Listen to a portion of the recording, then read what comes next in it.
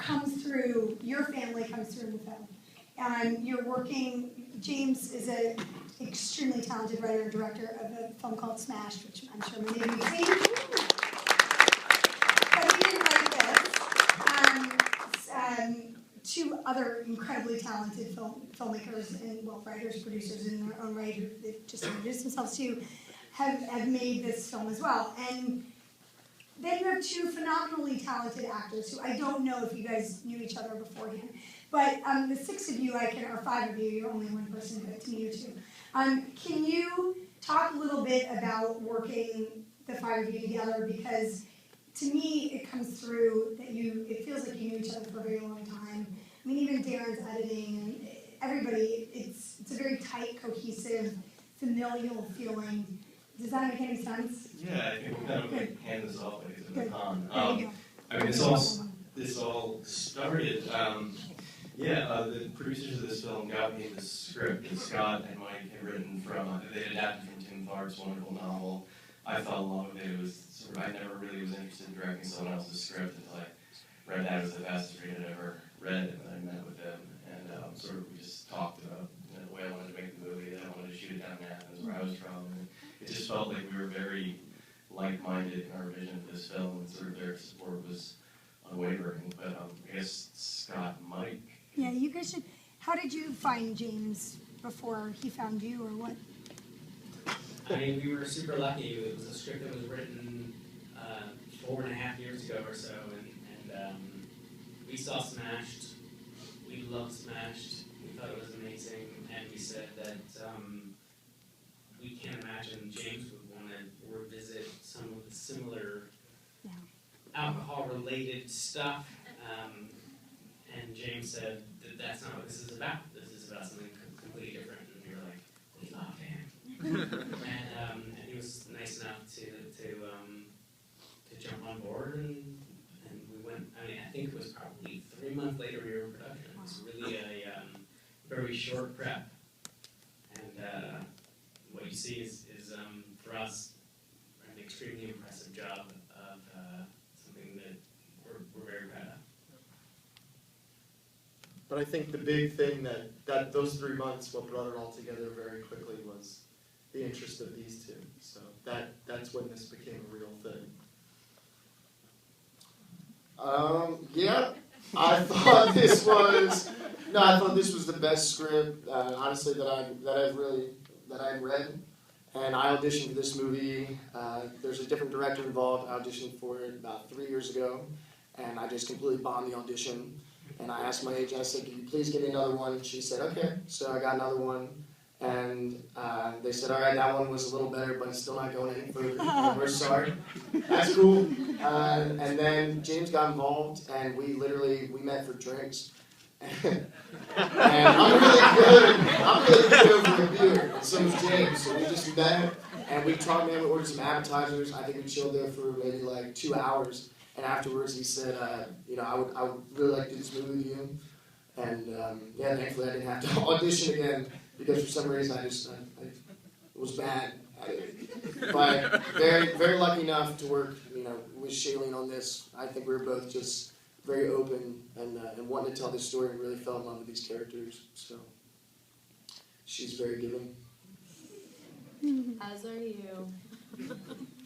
I met James. We sat down. Same thing. I read the script 3 years ago and had auditioned for it and thought it went well, but ultimately wasn't going to go any further. And then James came aboard a few years later. We sat down and had a mutual passion about it. And the way that he described the script and the way that his vision for it was that he wanted it to be very real and very human.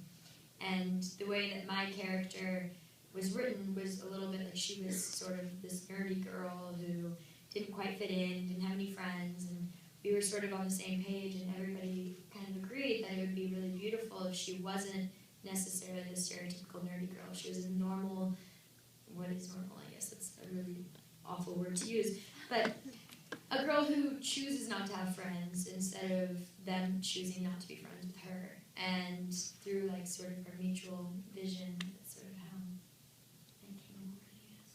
That might not be the answer to the question. That's the answer. Good job, everybody. Check marks, all of Nice you. job. Solid team effort. Questions from you guys? Ready? Go ahead, right in the middle.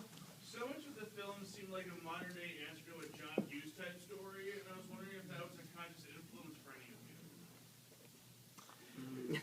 of you. Any number of us. Is there anybody that's really passionate about handling this one?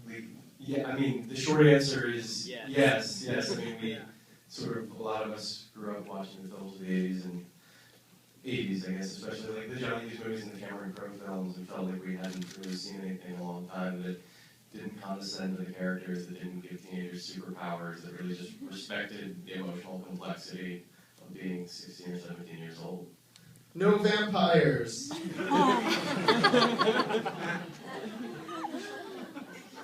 Writing? No, there Scott was, Mike? I mean, every teen movie nowadays, I think, has a bit of escapism to it. And when we grew up, there were those as well, and they were awesome. But there were also the ones that were about what you were experiencing, and we were in the same way that when we wrote 500 Days Summer, we were kind of reacting against romantic comedy and how it didn't relate to anyone's romantic situation. This was like, can we possibly pull off a teenage story that was more about what teenagers are going through? Let's give it a shot. And you know, we're still sort of shocked that it got made, and very excited that people might get to watch it. So. And one more thing is that like this script had been around for almost 5 years or so that these guys had written, and one thing we heard over and over again was that this was a beautiful, beautiful script, but a kind of a story that nobody wanted to make anymore because it didn't involve, not to be crass, but werewolves and vampires and you know that sort of thing. And we were incredibly, incredibly lucky that we met a man named Andrew Lauren who literally stepped up and fully financed the entire thing because of the beauty of the script, and he believed in Miles and Shailene as the people to really bring this script to life. So we got incredibly, like, the reason why we're all, yourself included, we're all sitting in this room right now is luck, is that, you know, like the brilliance of the script, but also that he actually took a blind leap of faith on us as filmmakers, James as a director, and Shailene and Miles as actors, to really kind of bring this story to life, because it's not about anything flashy or brilliant other than the normal kind of human life experience we all go through when we're in high school. So we're really, really lucky. Everybody drinks. Time. He doesn't like to have a cold one. We were in, we location scouted, and we asked a teenage girl in high school, and we said, what's your favorite sort of teen movie? And she thought about it, and she said, Harry Potter. And we said, wow, because we were like, maybe Sand Thing, maybe Breakfast Club, maybe whatever. Like, nowadays, I think that's the norm, is wizards, vampires, werewolves, whatever. So hopefully this might, I don't know, make people think you could do a kind of more emotional version of it and see how it goes. I hope it gets to teenagers. Make sure you tell teenagers. Go ahead, right in the middle. Teenagers who are 17 and over. Go Otherwise they can't. ahead, right in the middle. I want to congratulate you on everything. I love it.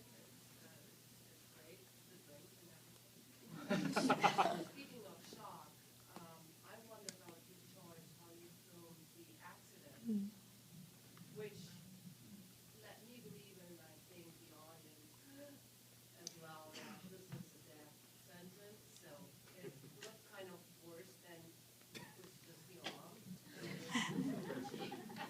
So how did that happen? I can take it also. You guys should talk about the screenplay level as well. I mean, for myself, when I read this script, I think that was one of the moments when I really knew I wanted to make this film, because it wasn't, because I think it dealt in these, I'm going to use word melodrama, but I mean it in a good way like Elliot Kazan made melodramas, and movies like Split in the Grass or East of Eden, where it was really huge emotional highs and lows.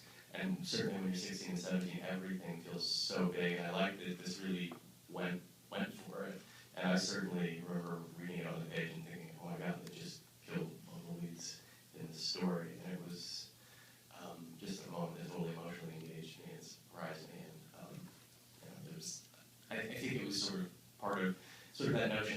sometimes, you know, the greatest tragedy is a tragedy nearly averted. I think there's a lot of other films that actually would have killed her.